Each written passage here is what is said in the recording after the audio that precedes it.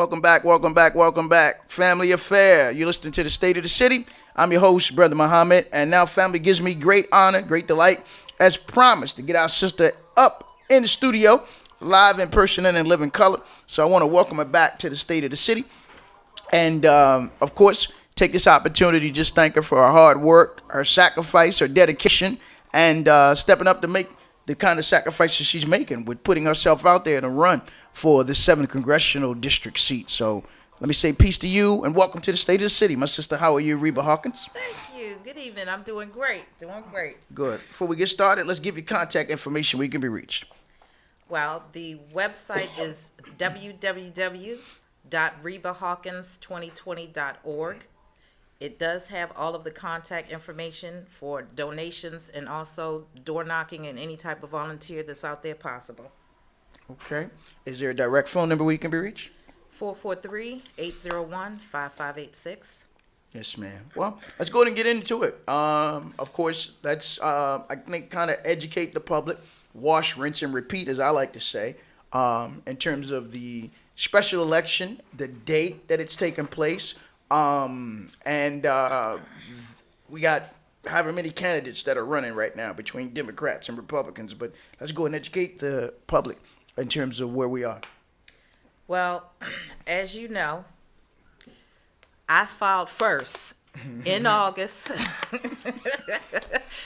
when everyone stated, Reba, do you realize that you're going up against a giant like Elijah? And I stated once again, yes, I am running on the current situations and the ills that are going on in our city, and I'm running on the 2019 here and now. Yes, ma'am. So we currently have about 32 candidates in the race. Well, it's a marathon for sure. It's busy. 32.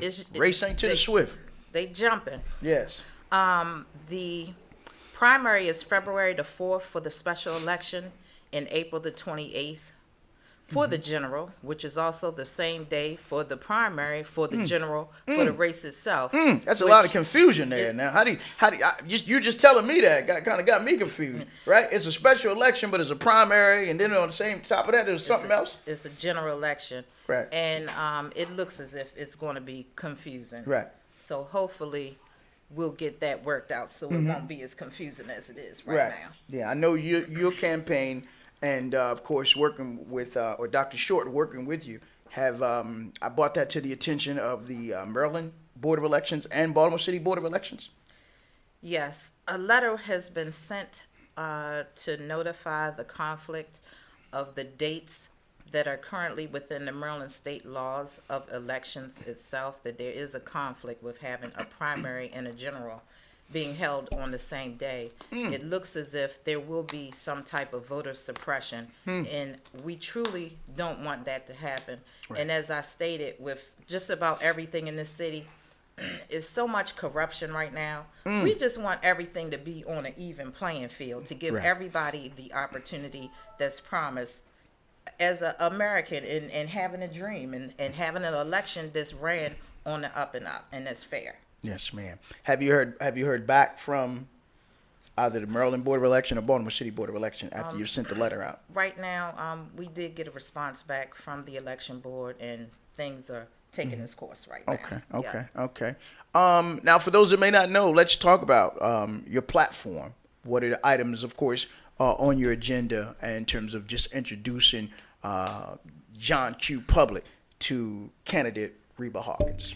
Well, for those that don't know, I've been an advocate and fighter here in Baltimore for over 30 years, tackling the issues currently of lead that we have. And as I stated, my two sons that are ages 27 and 22 were exposed and poisoned to lead from living in an apartment that we had, as well as being exposed to the lead that was in the water in Baltimore City schools. Correction, still in the water in Baltimore City Public Schools. We fought as a member of Children First to get the fountains cut off in 2007. Yes. Those fountains in 157 out of 180 schools are still cut off and have signs over top of the fountains. Says for hand washing only, do not drink. Right. So, and this is with Congressman Elijah Cummings as the congressman for numerous years, right? Yes.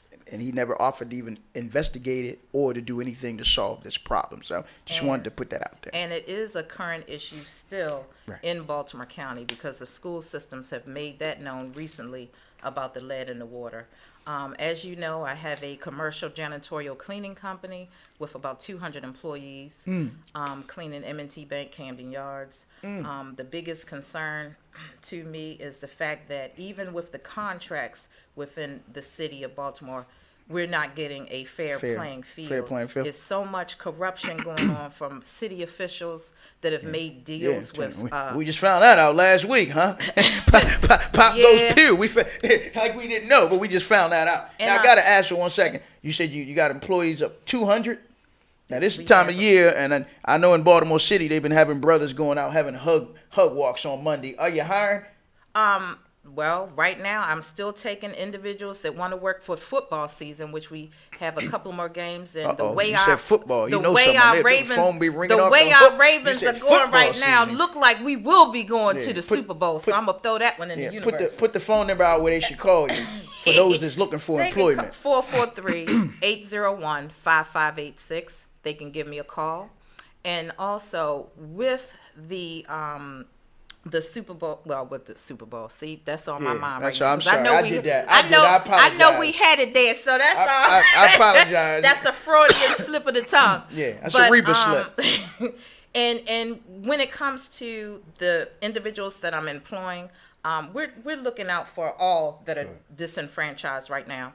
I've been able to hire homeless veterans through the McVet program. I've also been able to do applications right on Martin Luther King Boulevard, where you see a number of individuals and signs on a daily basis looking for food and work. So I've been able to employ individuals from Martin Luther King. On the platform right now, we're looking at solutions and creating opportunities for our squeegee boys or squeegee kids. We have some dynamic solutions and ideas on how to create some funding, which I'm not going to get into that with too much detail right there. They now. will steal your ideas in this city. Because they just taking everything. They taking everything I'm throwing out there right now. The Grant Chase Task Force, they will do that. Now, one of the other items you had on here was preserving and saving the home of Cab Calloway. Give the family an update on where we are with that, because I know that you reached out to Cab Calloway's family. Dr. Randy Short has reached out to Cab Calloway's family. And it's really shameful in terms of what the city is doing and what Druid Heights Development Corporation, under the leadership of Larry Young, Jackie Cornish, I can't think of the gentleman who they have as the figurehead right now, but the people behind the CDC, Druid Heights Development Corporation, which really is about anti-development of the community, has been Jackie Cornish, who don't even live in Baltimore City. She live out in Woodlawn. And, of course, the kicked out, disgraced senator, Larry Young. So I just wanted to put that out there on the record. But give us an update on where we are with that, my sister. Well, the travesty here is that you're actually trying to wipe out Black history that's here in Baltimore City. That's right. We're always looking for ways of generating revenue for this city. We've designated the Pennsylvania and North corridor as a historic Black cultural arts district. That's right. Cab Calloway's home should be looked at on the same level that Elvis's home is looked at. Or Edgar Allan Poe, who they named the Memphis. Ravens after Edgar Allan Poe. And Edgar Allan Poe. So what we've done is we've received we had petitions, we had a lot of letters of support. We actually dropped a package off to Eric Holcomb with the Commission of Historic and Architectural Preservation, because we want to have the Cab Calloway home designated as a special landmark. That's right. So we're trying to get that special landmark designation so the property will not be demoed. Right. And as I stated, this can be incorporated in with the cultural attraction that we have right now. We have bronze little cylinders that are around the city, and they are placed in our African American communities. It's a historic walking trail. Right.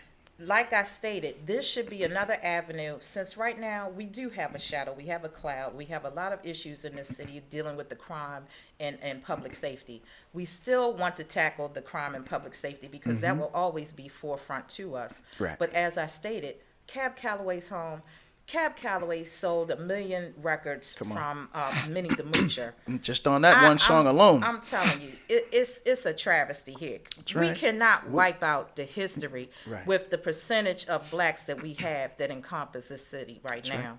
Right. So, as I stated, we did submit a package to have the Calloway home designated as a historic landmark, and we will hear word on that within the next week or so and see how things play out. Right. But as we speak, as Dr. Short had shared with me, and I think from talking to, I think Reba Hawkins and others, of course, the city is moving steadfast in trying to raise that home and the property around it. Is that correct? The 2200 block of Druid Hill. Yeah, they're trying. Right, they are right, trying. right. Because remember, I think it was just a couple of months ago they were talking about some properties down in, I think that was Meadow Mills, and of course they were trying to put it on the National Historic Registry, and the architect of that property I think was one of Quite Easy, You Don't Fool Me sons, and they tore it down without even alerting the residents that lived in that community right there. So this is what we've seen. There was an article in the paper the other day where the city raised a woman's home, gave her 6 days or less than 6 days, right? Yeah. And just tore the house down. So we know that this is ongoing in the city of Baltimore where they're doing this without due process, right? So talk about that. Well, what I want to say too is a lot of times we're always talking about where are we going to get the money to do this? Where can we get the money to do that? This is the first time that I have ever seen in which we actually have a developer that is working in conjunction with Calloway's grandson, who stated that he would put his own funds in from his business into redeveloping the whole block. Right. Now, the city's response has been, oh, we're not accepting any unsolicited proposals. This is the most asinine thing that I've ever heard. Because right now, we have two, like I said, Catherine Pugh, unfortunately, has shed that dark light on this city. We have too many officials that's in City Hall that have their own agenda and not the agenda of the people in mind. There's numerous ways of what we can do collectively to put together resources, number one, to create employment for the youth. We need more jobs than just the youth work program in the summer. We have more youth than jobs available. And we have a number of individuals, from myself being one, that has an avenue to create employment, as well as a woman right now with an apprenticeship program that was an electrician program. She started this program 15 years ago at the height, right after Hurricane Katrina. She came to Baltimore and ran that program for 8 years. She's currently working with me because we've identified a building that's 200,000 square feet because she has more youth than what she can accommodate, and we need to put her into a larger setting.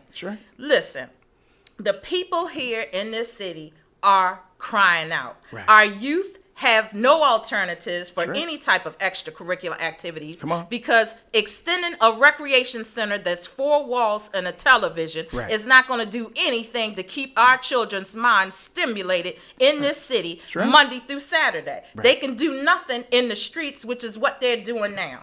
We've got to put programs in place to help guide our youth. We have to create work opportunities for those adults that are not going to college. But if we give them a skill, a trade, where they can be productive citizens, that's the direction that I want to take things. And also, we have the second largest port here in Baltimore City, in the nation. It's a travesty right now that we can't create something as far as American-made products that can be exported to Latin America and Africa. And if you start work at the port, I'm going to tell you right now, the pay at the port is not $9 an hour. The starting pay at the port will be in a realm of at least $19 to $20. We need to create some serious programs. We need to create serious plants. Baltimore was a steel manufacturing textile plant city.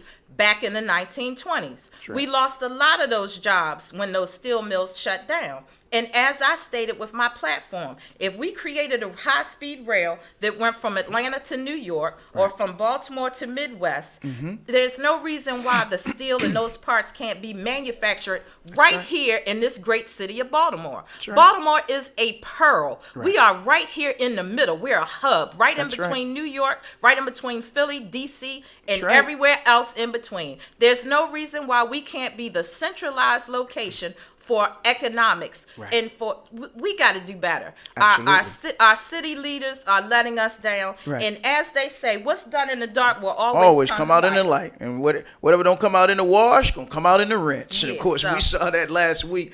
I want to get you again, family, just tuning in, having a conversation with, of course, Sister Reba Hawkins, candidate, the Republican candidate for the 7th Congressional District. I'm not going to talk about some of the other candidates with you. I'm going to bring Dr. Randy Short on, and we're going to talk about Kim Klasick or Trasick and some of the rest of them. But I wanted to have you come on, plastic or elastic. But nevertheless, I want to get your thoughts on, because I always keep saying the number one problem in Baltimore City is not street crime, but sweet crime, S-U-I-T-E, political corruption. I want to get your thoughts and comments on what we saw, of course, last week regarding Mayor Catherine Elizabeth Pugh, and not just her, but her co-conspirators, Gary Brown, Rosalind Weddington. And for Gary Brown, it seems as if he was clearly the bag man, represented by attorney Billy Murphy. Then those who were on the 40th Legislative District State Central Committee knew about Gary Brown, but yet they still chose to select him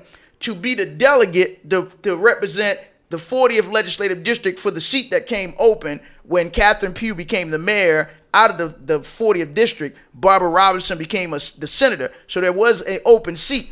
So those who were on the Central Committee, from Agnes Welch to Ralph Hughes and others, they all knew about Gary Brown, yet they chose, right? And we tell our children, when you see wrong, you don't go along with the wrong. They know what Gary Brown was doing, and the only way the public found out, as Hogan said, the state prosecutor, the day before Gary Brown was to be sworn in as a delegate, the state prosecutor popped him, right? Yep, So I want to get your thoughts on the political corruption in Baltimore City that most of those in political power, for some reason, don't want to talk about, right? So I want to get your thoughts on that. Yeah, it's sad. Like I said, it's a sad state of affairs right now in this city. Unfortunately, Catherine has casted that negative cloud over the city, and it was a game that they used to play. It was either three-card money or the brothers on the bus, right? When we used to catch the bus, the brothers get on, they pretend like they not together, but we know they are together, right? And they be telling me, can you tell me where the $5 bill is, right? Everybody know what I'm talking about. I know what you're talking about. Number 5, number 15, number 28. You know brothers was getting on with that scheme, right? Listen, it's a shame. This has been going on. The corruption within our politics, within the city, has been going on too long.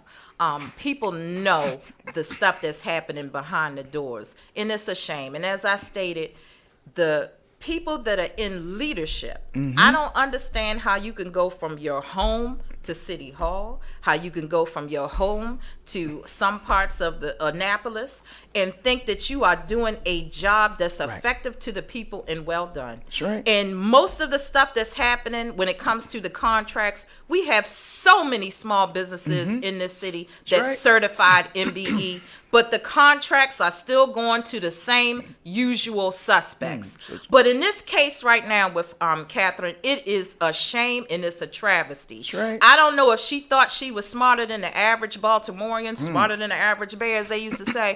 But what is wrong, it was wrong, and it's shame on you, Catherine. And it's not just her. I want these elected officials to understand. If you think you've gotten away with these crimes and all of the stuff that you've done to the citizens in Baltimore, There is no statute of limitation on coming back to prosecute you. That's right. I want all of y'all to go to sleep and not be able to sleep and think about everything that you've done to this city over the years in black leadership. It's a travesty, it's an injustice, and it's a disgrace. It's too many people that look like me in this city that should be doing something for everyone, not just for themselves and lining their own pocket. And as you said, you can't run from the IRS. And I'm sorry, anybody that goes to the bank in this day and age and deposits anything that's $10,000 or more knows that that thing is going to be dinged to go to the IRS. You've got to be absolutely insane and out of your mind and unfit to serve this city. And let me tell you right now, we all know that Catherine is going to talk. That's right. And she's going to name about 21 people, 21 individuals that have actually been working in conjunction with her. And it's a shame. So no one in this city is going to get away with the injustice that they've done to us. And your day will definitely come. So I'm telling you right now, I'm in this candidacy, number one, for the people. Our people have been neglected. Our people have been underserved. We have too many dollars that have come to Baltimore City in the form of billions that have been misappropriated and have not gone to the people that it deserves to go to. So right now, as I'm saying, I'm in this fight right now for the 7th Congressional District. I'm in here to create federal legislation to aid in the problems that we're having right now. And I'm in this race to get rid of the political corruption that's currently going on and these career-lived politicians, do-nothing politicians in this city. I second that motion. So again, family, just tuning in.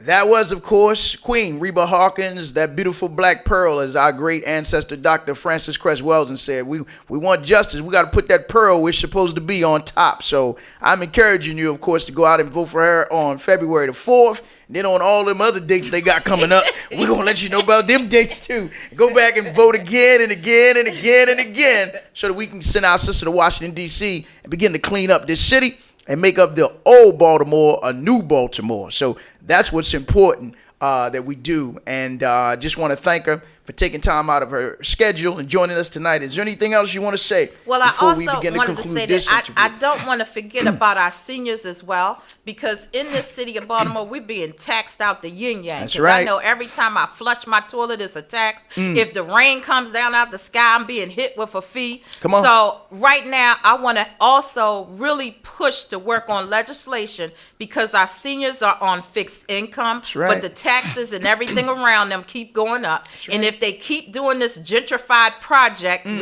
rehabilitation, or rebuilding so-called within these communities, our seniors are going to be taxed out of their homes that they've resided in for years. And I do not want to see that happen to our senior community. So I'm in this for the fight for the seniors. I'm in this for a fight for the youth. I'm in this for the disenfranchised. I'm in this for those that are still under the influence of substances, but they're using archaic methods to help individuals that are currently on methadone. Why would you use a harder drug? Put them on something harder than what they're on. You're not trying to rehabilitate. We want to use a holistic approach to everything right now. And that's why I said, I'm in this race. Vote for Reba Hawkins. I'm in it for the people. And we need change now. And that's me. All right. Thank you, my sister.